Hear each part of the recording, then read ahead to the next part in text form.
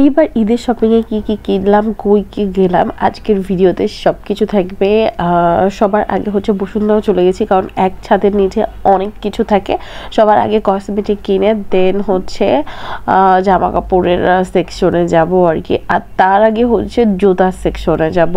তো যাই হোক, উপরে উঠে গেছি, বাট রোজা থেকে এবার এতটা কষ্ট হয়েছে, মানে হাঁটতে হাঁটতে আমার দুই পায়ে ফুসকা পড়ে গেছে। তো এইখানে বাটায় চলে আসছে। এবার বাটায় খুব সুন্দর সুন্দর লেটেস্ট ডিজাইনগুলো ছিল, বাট আগের বারের তুলনায় অনেক অনেক অনেক বেশি প্রাইস আমার কাছে লাগলো। আমি সবার আগে এই জুতোটা দেখলাম, এই জুতোটাই আমার পছন্দ হয়ে গেছে।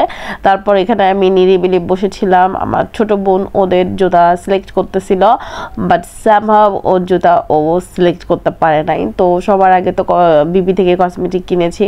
তো এইখানে হচ্ছে আমি কিছু কিছু জুতা দেখতেছিলাম, যে জুতাগুলো একদমই মানুষের পাতে দেওয়া যাচ্ছে না, বাট জুতার দাম হচ্ছে 4000 টাকা। আমি জানি না কেন জুতার দাম 4000 করেছে। আগের বার যে জুতা ছিল হয়তো 2500, সেই জুতার দাম ডাবলই আমার কাছে কেন যেন মনে হলো। তো যাই হোক, বাটা থেকে বের হয়ে হচ্ছে এফএক্সে গেলাম। তো এফএক্সের ডিজাইনগুলো এবার ভালো লাগে নাই।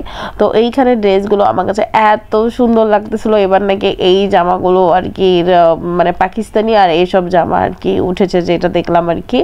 তারপর হচ্ছে একদম সকালবেলা মানে 11টার সময় ঢুকছি বসুন্ধরায়, আর বের হয়েছি হচ্ছে 4টার সময়। আড়ংয়ে গেলাম। বাবারে বাবা, আড়ংয়ে কি বলবো, মাথার মাথা, বাট আমার কোনো জিনিসই আড়ংয়ের থেকে পছন্দ হলো না। তো সামহাউ এখন নিচে যাব একটু মোবাইল দেখতে আর কি। তো চিন্তা করতেছি মোবাইল কোনটা নিব, 13 নিব না 14 নিব, কনফিউশনে ছিলাম।